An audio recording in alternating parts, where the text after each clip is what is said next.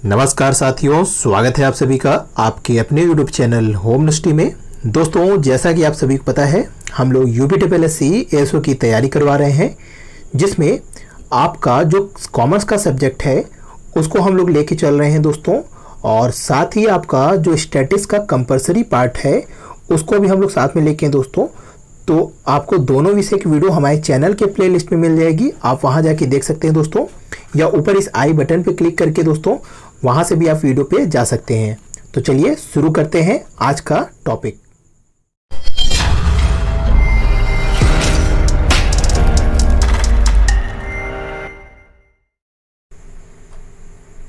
तो दोस्तों, इससे पहले हम लोग जो आपका बिजनेस ऑर्गेनाइजेशन में टॉपिक चल रहा था, या कह सकते हैं कॉमर्स में हम लोग बिजनेस ऑर्गेनाइजेशन के बारे में डिस्कस कर रहे थे, इसमें हम लोगों ने काफ़ी वीडियो इस पे बना चुके हैं। और क्या होता है बिजनेस ऑर्गेनाइजेशन और इसके क्या अलग अलग फैक्टर्स थे, इंडस्ट्री क्या होती है, ट्रेड क्या होती है, और साथ ही हम लोग फॉर्म्स ऑफ बिजनेस ऑर्गेनाइजेशन में आपका जो सोल ट्रेड पहला था उस पर भी हम लोग चर्चा कर चुके हैं। और आज हम लोग का जो टॉपिक है वो आपका इसी में ये पार्टनरशिप के बारे में हम लोग चर्चा करने वाले हैं कि आपका जो फॉर्म्स ऑफ बिजनेस ऑर्गेनाइजेशन है उसमें आपका सोल ट्रेड के बाद हम लोग जो पढ़ने वाले थे वो पार्टनरशिप के बारे में हमने कहा था। तो दोस्तों, यहाँ पे पार्टनरशिप को स्टार्ट करने से पहले अगर हम लोग सोल ट्रेड के बारे में जो बातें की थे उस पर अगर जरा गौर फरमाइए, तो दोस्तों वहाँ पे जो हमने सोल ट्रेड की विशेषताएं वहाँ पे आपको लिखित किया था, तो वो सारी विशेषताएं ही इसकी क्या है, आपकी कमियां हैं, या कह सकते हैं सोल ट्रेड की जो विशेषताएं हैं वही उसकी क्या है, कमियां हैं। और उसी कमियों के कारण ये क्या हुआ, पार्टनरशिप का उद्गम हुआ, या कह सकते हैं पार्टनरशिप की जरूरत पड़ी।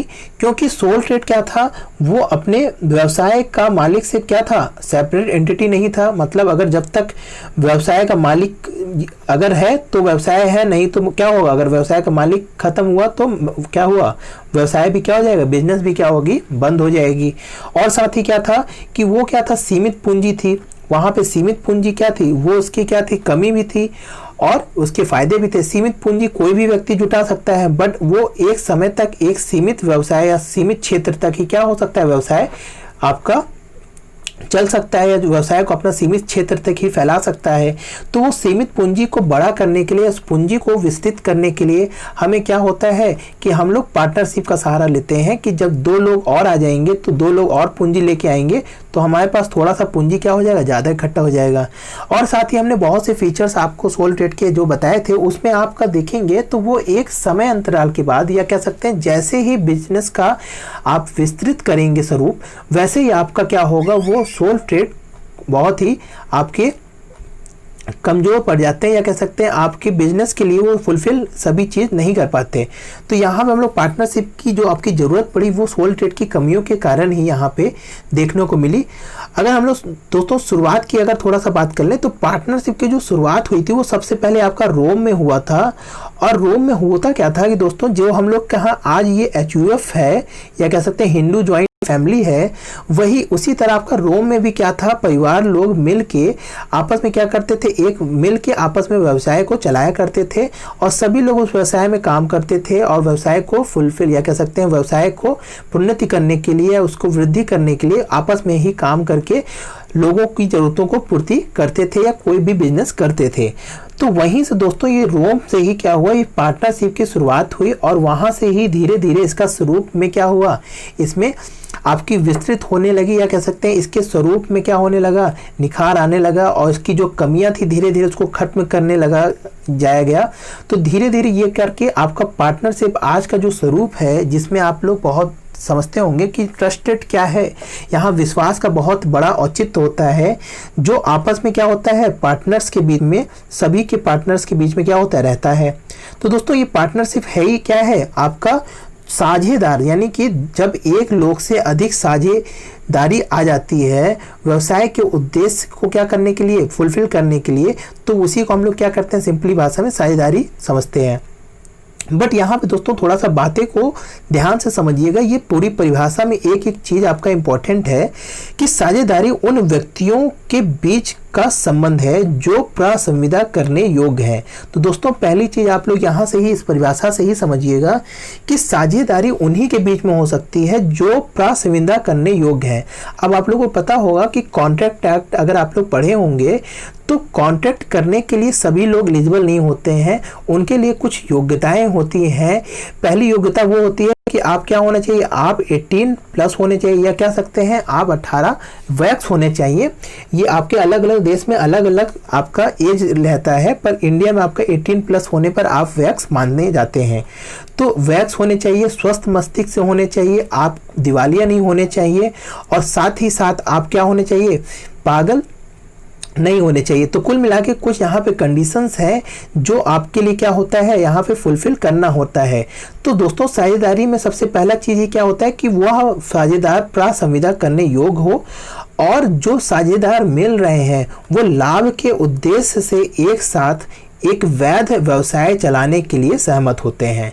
तो यहाँ पे दोस्तों यहाँ पे एक चीज़ है लाभ के उद्देश्य और दूसरा चीज़ है वैध व्यवसाय। तो दोस्तों पहला चीज़ ये होना चाहिए कि जो भी साझेदार हैं वो क्या होने चाहिए, उनके बीच लाभ का उद्देश्य जरूर होना चाहिए। दोस्तों यहाँ पे ध्यान दीजिएगा, ये पॉइंट ये क्वेश्चंस आया हुआ है कि क्या सभी साझेदार लाभ हानि के लिए सहमत होते हैं, या कह सकते हैं आपके लाभ हानि के लिए दायित्व उनकी रहती है, या सभी लाभ हानि के लिए आपस में बांटने के लिए वो लोग एक हो सकते हैं। तो यहाँ पे दोस्तों ध्यान दीजिएगा कि जो आपका लीगल टर्म्स है वो केवल लाभ के लिए कहा गया है, हानि के लिए नहीं कहा गया है। मतलब यहाँ कहने का तात्पर्य ये है कि साझेदार लाभ के उद्देश्य से तो मिल सकते हैं पर हानि के उद्देश्य से जरूरी नहीं है। हो सकता है कि वहां पे दो ही साझेदार क्या हो, हानि को वहन करने के लिए इकट्ठा हुए हो, पर लाभ के लिए क्या हुए हो, चारों लोग इकट्ठा हुए हो। तो ये चीज आप लोग समझिएगा कि लाभ का मेन मोटिव होता है, हानि के लिए लोगों का बांटने का उद्देश्य नहीं होता है। मतलब यहाँ पे यही है दोस्तों कि जो प्रसंविदा या कॉन्ट्रैक्ट हुआ है एक साथ मिल के व्यवसाय चलाने का, उससे जो लाभ होगा वो तो सब में बटेगा, ये तो जरूरी है। बट अगर हानि होती है तो वो जरूरी नहीं है कि सब में बटे। तो यही कहने का तात्पर्य यहाँ पे है। और आखिरी में जो ये जो पॉइंट दिया है, एक वैध व्यवसाय होना चाहिए। दोस्तों वैध व्यवसाय का मतलब आप लोग जानते ही होंगे कि कोई भी आप इलीगल व्यवसाय ना कर रहे हो, या कह सकते हैं कि आप देश के विरुद्ध कोई व्यवसाय ना कर रहे हो, कानून के विरुद्ध कोई काम ना कर रहे हो। तो यहाँ पे दोस्तों ये साझेदारी की जो परिभाषा है ये बहुत ही आपकी कह सकते हैं कि पूर्ण आपकी परिभाषा कहलाती है। तो दोस्तों ये तो आपका परिभाषा हो गया साझेदारी का। अगर हम इसके थोड़े से मुख्य जो फीचर्स हैं इसको अगर हम लोग देख लेते हैं दोस्तों, यहाँ पे दोस्तों एक चीज़ ध्यान दीजिएगा कि आपके जो सिलेबस है वो आपका ये मैनेजमेंट या कह सकते हैं बिजनेस ऑर्गेनाइजेशन के सब्जेक्ट में ये दिया गया है, ना कि ये अकाउंटिंग में दिया गया है, जहाँ पे आपको बहुत ही डिटेल में सब चीज़ पढ़ना होगा कि आपका रेशियो क्या है, गुडविल कैसे ला रहा है, कैसे ये लोग क्या कहते हैं सेपरेट हो जा रहे हैं, और कैसे बिजनेस आपका ग्रो कर रहा है, प्रॉफिट कैसे आपका बांटे रहे। ये सब चीज़ों आपको ज़्यादा जानकारी इसमें नहीं रखना है, ना ही इसका कोई न्यूमेरिकल टाइप का आपसे इससे क्वेश्चन पूछेगा। यहाँ पे केवल आपको फॉर्म्स ऑफ बिजनेस ऑर्गेनाइजेशन में चीज़ों को समझने के लिए कहा गया है, और इसके आपके जो मेन क्रक्स है, पॉइंट्स है, फीचर्स है, इसको ही आपको केवल समझना है। आपको इसमें ज़्यादा डिटेल में नहीं समझने की जरूरत है कि आपको हर चीज़ न्यूमेरिकल टाइप में यहाँ पे जाने की जरूरत नहीं है। वो अकाउंटिंग में आप लोग जो पढ़े होंगे ग्रेजुएशन वगैरह में, तो वो वहाँ से थोड़ा सा ये हट के थोड़ा सा बिजनेस ऑर्गेनाइजेशन तक ही ये सीमित है। तो दोस्तों यहाँ पे अगर हम लोग फीचर्स की बात कर लें, सबसे पहला फीचर्स अगर हम लोग देख लें, तो जैसे अभी हम लोग देखें कि आपका जो रिलेशनशिप होता है वो क्या होता है, कॉन्ट्रेक्चुअल रिलेशनशिप होता है। यानी कि ये जो रिलेशनशिप होता है वो प्रसंविदा के कारण ही होता है, या कह सकते हैं कॉन्ट्रैक्ट के बीच में ही होता है। पर दोस्तों ये चीज ध्यान दीजिएगा, यहाँ पे हम लोग प्रसंविदा शब्द का यूज कर रहे हैं, ना कि लिखित प्रसंविदा का आपका यहाँ पे हम लोग डिस्कस कर रहे हैं। देखिए दोस्तों, जो आपका कॉन्ट्रैक्ट होता है वो दो तरीके से हो सकता है, या तो आप लिखित भी कर सकते हैं या तो आप मौखिक भी कर सकते हैं। तो यहाँ पे दोस्तों जो लिखित होता है वो क्या होता है, वैध होता है, या कह सकते हैं वो क्या होता है, आप उसके लिए कोर्ट से उसको मान्य करा सकते हैं, उस बातों को मान्य करा सकते हैं। बट आपका जो मौखिक होता है उस पर कोई भी विश्वास नहीं होता है फ्यूचर में, भविष्य के लिए। तो यहाँ पे दोस्तों मेन चीज एक पॉइंट ये है कि ये कॉन्ट्रेक्चुअल रिलेशनशिप तो है, पर अगर आपके सामने आता है कि ये रिटर्न आपका रिटर्न कॉन्ट्रैक्ट है, तो ये आपका पूर्ण रूप से सत्य नहीं होगा, सत्य होगा पर पूर्ण रूप से सत्य नहीं होगा। दोस्तों कथन कथनी में या तर्क में देखिए आपको ऐसे क्वेश्चन बनाते हैं उलझाने के लिए, तो अगर आप बारीकियों से चीज़ों को समझे होंगे तो वो आप चीज़ सही कर लेंगे। तो ये दोस्तों यहाँ पे जो पहला फीचर है ये कह रहा है कि कॉन्टेक्चुअल रिलेशनशिप होता है। ये मुख्य विशेषताएं होती हैं साझेदारों में कि साझेदार आपके कॉन्ट्रैक्ट के बीच से या कह सकते हैं कॉन्ट्रैक्ट के बेस पर आपस में मिलकर क्या करते हैं, व्यवसाय चलाने के लिए एक साथ जुटते हैं, जो अभी हम लोग परिभाषा में भी समझे थे। तो ये आपका पहला फीचर हो गया दोस्तों। दूसरा फीचर अगर हम लोग देख लेते हैं कि आपका दूसरा जो ये दिया है 2 और मोर पर्सन, मतलब यहाँ पे कहने का तात्पर्य ये है दोस्तों कि आपके जो साझेदारी होती है उसके लिए आपको मिनिमम कितने नंबर होने चाहिए, 2 लोग होने चाहिए। ये जाहिर सी बात है कि 2 लोगों के बिना साझेदारी नहीं हो सकती है। और अधिकतम के लिए दोस्तों यहाँ पे आप लोग डाउट ना रखिएगा, इसमें 2 रूल्स हैं। एक आपका 2013 में जो कंपनीज एक्ट था उसके तहत जो अमेंडमेंट हुआ था उसमें जो आपका मैक्सिमम नंबर था वो 100 बताया गया था कि मोर देन 100% से ज़्यादा नहीं होने चाहिए किसी भी साझेदारी में। बट आपका 2014 में आपका जो रूल्स आया था कंपनी रूल 2014, उसके रूल 10 में आपका ये चीज़ 50 नंबर्स क्या कहा गया था, मैक्सिमम नंबर 50 कहा गया था। तो दोनों में से अगर आपका कोई भी ऑप्शन में रहता है, अगर 100 आता है तो आप 100 सही करिएगा, अगर 50 आता है तो 50 सही करिएगा। और दोस्तों अगर दोनों में अगर ऑप्शन में आ जाता है तो आप 100 को ही सही करिएगा। तो ये चीज़ ध्यान दीजिएगा दोस्तों। तो इस तरीके दोस्तों ये आपका 2 और मोर पर्सन्स का ये जो फीचर्स है इसमें यही चीज़ बताया गया है कि आपके जो अधिकतम कितने संख्या हो सकती है साझेदारों में और आपका कम से कम कितने लोग आपके व्यवसाय को चलाने के लिए, साझेदारी व्यवसाय को चलाने के लिए जरूरी होते हैं। तो दोस्तों ये तो आपका दूसरा पॉइंट हो गया। तीसरे पॉइंट की अगर हम लोग बात कर ले, यहाँ पे दिया है नो सेपरेट एग्जिस्टेंस। मतलब दोस्तों यहाँ पे क्या कहने का तात्पर्य है कि जैसे आपका सोल ट्रेड में था कि वहाँ पे अगर व्यवसाय क्या होता था, व्यवसाय और व्यवसाय का मालिक क्या होता था, एक रहता था। अगर उन दोनों आपका व्यवसाय के मालिक को कुछ हो जाता था तो आपका क्या हो जाता था, व्यवसाय भी आपका समाप्त हो जाता था। यहाँ पे भी दोस्तों आपका कंपनी की तरह ना हो कि ये आपका सोल ट्रेड की ही तरह होता है, जहाँ पे व्यवसाय या फर्म कह सकते हैं वो क्या होता है, व्यवसाय के लोग या कह सकते हैं साझेदारों के द्वारा ही क्या होता है, चलाया जाता है। अब इन साझेदारों में से यदि कोई साझेदार क्या हो जाता है, मृत्यु हो जाती है, तो इनके बीच जो साझेदारी रहती है वो समाप्त हो जाती है। और साझेदारी समाप्त होने पर आपका जो फर्म है उसका भी क्या हो जाता है, विघटन हो सकता है। ये जरूरी नहीं है दोस्तों कि फर्म का विघटन हो, वो बचे हुए साझेदार फर्म को चला सकते हैं, पर वहाँ पे साझेदारी क्या हो जाती है, खत्म हो जाती है। तो इसीलिए ये कहा गया है कि ये नो सेपरेट एग्जिस्टेंस रहता है।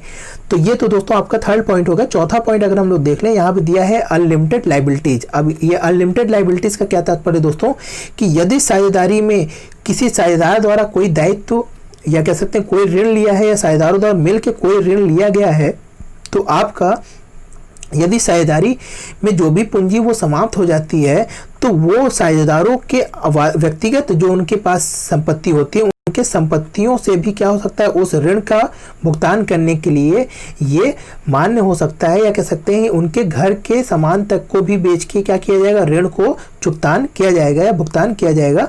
तो यहाँ पे यही कहा गया है कि आपका जो लाइबिलिटीज होती है वो साझेदारों में वो क्या होती है, अनलिमिटेड होती है, वो कंपनी की तरह लिमिटेड नहीं होती है।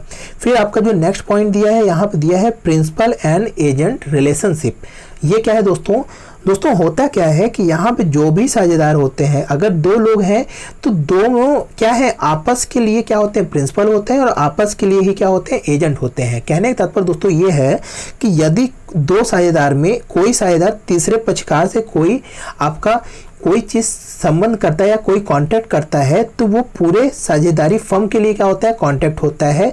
और ये एजेंट के रूप में क्या करता है, फर्म के एजेंट के रूप में दूसरे से आपका कांटेक्ट करता है।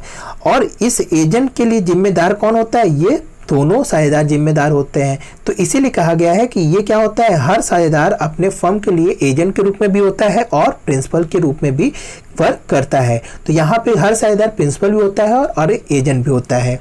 नेक्स्ट पॉइंट की अगर हम लोग बात कर ले दोस्तों, तो यहाँ पे दिया है शेयरिंग ऑफ प्रॉफिट। मतलब यहाँ पे हमने जो अभी शुरू में बताया था कि साझेदारों के बीच में क्या होना चाहिए, लाभों का बंटवारा अवश्य होना चाहिए, पर जरूरी नहीं है कि वो हानि का बंटवारा करे ही करे। तो ये चीज़ दोस्तों ध्यान दीजिएगा कि अगर कोई साझेदार क्या होता है, लाभ के लिए ही केवल साझेदारी करना चाहता है तो वो साझेदार कहलाएगा। और आपका इसमें जो आपने देखा होगा कि कुछ साझेदार क्या होते हैं, अवयस्क होते हैं, तो उनको क्या कहा जाता है, उनके गार्जियन के रूप में आप साझेदार बना सकते हैं और साथ ही उनको लाभ के लिए भागीदारी रख सकते हैं। तो यहाँ पे जो है दोस्तों कि साझेदारों में क्या होना चाहिए, प्रॉफिट का जो बंटवारा अवश्य होना चाहिए, भले हानि का बंटवारा हो चाहे ना हो। नेक्स्ट पॉइंट की अगर हम लोग बात कर लें दोस्तों, यहाँ पे दिया है ऑलमोस्ट गुड फिट। तो यहाँ पे दोस्तों ये क्या है, यही आपका क्या है, साझेदारी का समझ लीजिए आत्मा है कि अगर साझेदारों में विश्वास खत्म हो जाए या आपस में साझेदारों में क्या हो जाए, अनबन हो जाए, आपस में ही एक दूसरे के प्रति विश्वास खत्म हो जाएगा, तो क्या हो जाएगा, साझेदारी ज़्यादा दिन तक चल नहीं सकेगी। इसीलिए कहा जाता है कि साझेदारों के बीच में क्या होना चाहिए, गुड फेथ होना चाहिए और दोनों ही लोग क्या होने चाहिए, आपस में विश्वास रख के व्यवसाय को चलाने के लिए तत्पर होने चाहिए। लास्ट पॉइंट अगर हम लोग देख लें दोस्तों, यहाँ पे दिया है ऑपरेशन ऑफ बिजनेस। तो दोस्तों यहाँ पे साझेदारी या कह सकते हैं पार्टनरशिप तभी कहलाएगी जब कोई आप व्यवसाय को करने के लिए ही साझेदारी किए हुए हैं। अगर आप लोग पार्टनरशिप करते हैं बट कोई व्यवसाय नहीं चला रहे तो उसे हम लोग पार्टनरशिप की संज्ञा नहीं देंगे। या सिंपल समझ लीजिए कि अगर आप लोग किसी व्यवसाय के लिए ना करके कोई भी ऐसे कोई प्लान करने के लिए या कोई शर्त करने के लिए आप लोग एक साथ मिलके कोई चीज़ डील करते हैं तो वो साझेदारी नहीं कहलाएगी, बल्कि जब तक आप व्यवसाय एग्जिस्ट नहीं करते हैं या कोई बिजनेस नहीं करते हैं तब तक वो पार्टनरशिप नहीं कहलाती है। तो ये तो दोस्तों आपके कुछ फीचर्स थे साझेदारी के, ये बहुत ही इंपॉर्टेंट फीचर्स हैं, इसको आप लोग याद रखिएगा। इससे कुछ ना कुछ क्वेश्चंस आपको रिलेट करके देते हैं।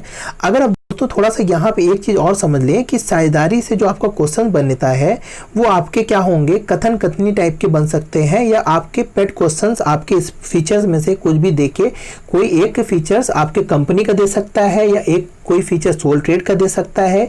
जो सोल ट्रेड के फीचर हों और आपके साझेदारी के फीचर्स ना हो तो ऐसे करके जनरली आपके सोल ट्रेड के फीचर्स साझेदारी में मिल जाते हैं, बट आपके कंपनी के फीचर्स और साझेदारी के फीचर्स में ही क्वेश्चंस को कोरिलेट करके पूछा जाता है। तो दोस्तों आज हम लोग ये पार्टनरशिप देख लिए हैं। अब हम लोग नेक्स्ट वीडियो में आपके जो फॉर्म्स ऑफ बिजनेस ऑर्गेनाइजेशन के नेक्स्ट हैं उसके बारे में हम लोग डिस्कस करेंगे। आज के लिए दोस्तों इतना ही। अगर इससे रिलेटेड कोई क्वेश्चन है आपका तो कमेंट सेक्शन में पूछ सकते हैं दोस्तों। और अगर दोस्तों वीडियो अच्छी लगी तो लाइक कर लीजिए और चैनल पे पहली बार आए हैं तो सब्सक्राइब कर लीजिए। ऐसे ही वीडियो आपको मिलते रहेंगे। तो दोस्तों आज के लिए इतना ही। जय हिंद, जय भारत।